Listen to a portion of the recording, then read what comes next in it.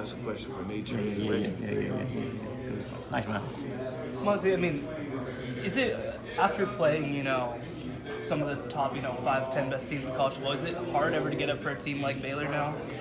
No, because they're like number 6, number 7. Number 7. Yeah, they're a good team. They just don't play in the same conference we do. But I wouldn't say they play the quality of teams we played, but you can see how they play Oklahoma toe to toe both times. They probably should have won the first game.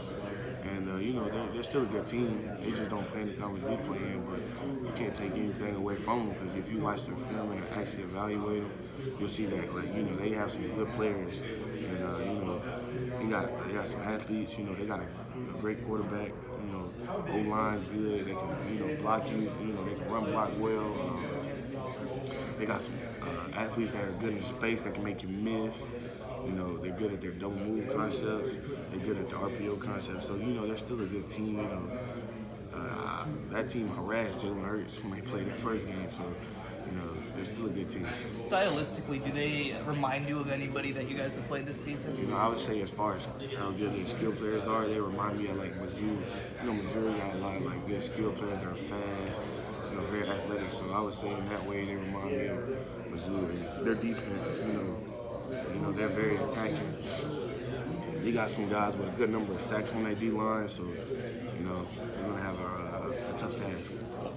Is the trip to the Sugar Bowl as special as it was maybe last year or the last couple of years after having been to the playoffs? The playoffs is definitely a different, thing, but, like I said, we can't go back and change what happened.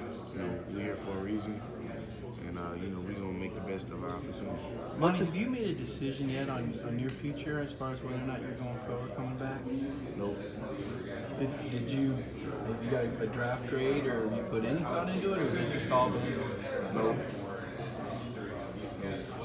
Let me ask you, if someone told you right now you were going to be a top 10 pick, would you still play in the bowl game? I know Jake was asked that question yesterday. Yeah, I would, because, like I said, I love football. A lot of people do it, for the money or for fame, but I really like playing, it's what I'm passionate about, so yeah, I would still play. What does Georgia have most to gain from this game, do you think? It's about respect, pride, and, we got still a lot to prove, and, we still got to go out and, play our best game to, make a statement. Last year, I know as far as especially the fans' perspective of this game was that it wasn't the best showing. Did y'all bring that back this year and say, look, we're going to go out there, we're going to play this game, and show that it still means a lot to us to go out there and perform well?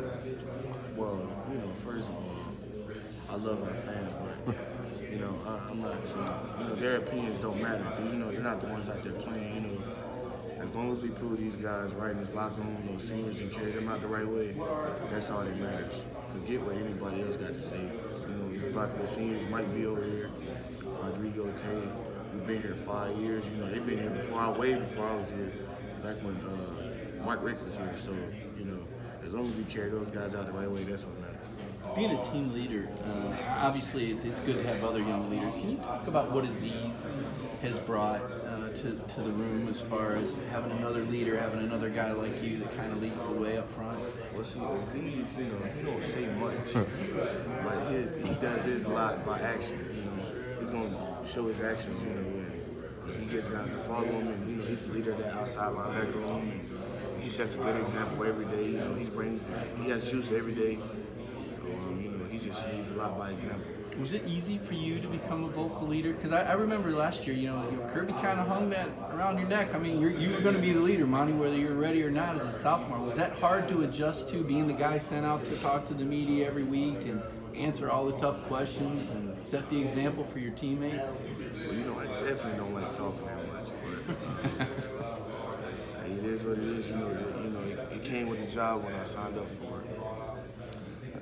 I think Coach Lanning talked about that you're trying to make Aziz more vocal. How do you go about that? Do you say something to him and be like, you got to talk right here, my man? I mean, Aziz knows when he really has to speak and when he doesn't. Some people aren't talkers like Rich. Rich can talk all day. So, Is that good or bad that Rich can talk all Good, day? you know, because Rich will speak up when he's supposed to. But, you know, some people just aren't born that way, you know. Can't make nobody into a talker. If he leads by example, let him lead by example. Monty, I guess what strikes me about you that's a little different is some of these guys have mastered the art of saying a lot without saying anything. You don't seem to have much room for small talk. You have a hard time just playing the game, and it seems like when you speak, you want to say what's really on your mind, and it's kind of a struggle because you know that may not be popular. Is it? How hard is it to hold back sometimes? I get that from my mama.